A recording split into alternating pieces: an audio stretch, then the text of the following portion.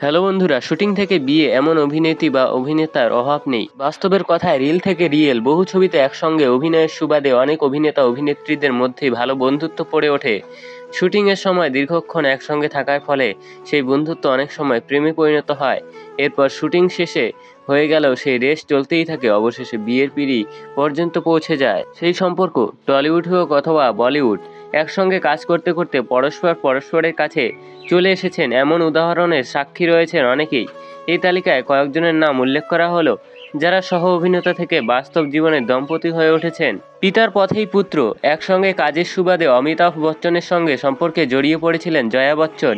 শুধু অমিতাভ জয়া নয়, এই তালিকায় রয়েছে অভিষেক বচ্চন ও ঐশ্বর্য রায়। ছবি সৌজন্যে জীবনসঙ্গী নির্বাচন, চলতি বছরেই বিয়ে করেছেন সিদ্ধার্থ মালহোত্রা এবং ফিয়ারা আদবানি। তালিকায় রয়েছে রণবীরের কাপুর এবং আলিয়া ভাটও।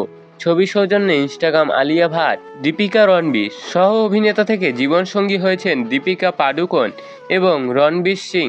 বন্ধুরা, কেমন লাগলো এই পছন্দের অভিনেতা বা অভিনেত্রীর সম্পর্কিত কিছু গোপন কথা শুনতে? তো ভিডিওটি ভালো লাগলে অবশ্যই লাইক সাবস্ক্রাইব করবেন, তার পাশাপাশি কমেন্টেও জানাবেন। রিয়েল লাইফে অভিনেতা অভিনেত্রীর চরিত্র বর্তমানে এমনটাই হয়ে থাকে, এটা কোনো সন্দেহজনক বিষয় নয়।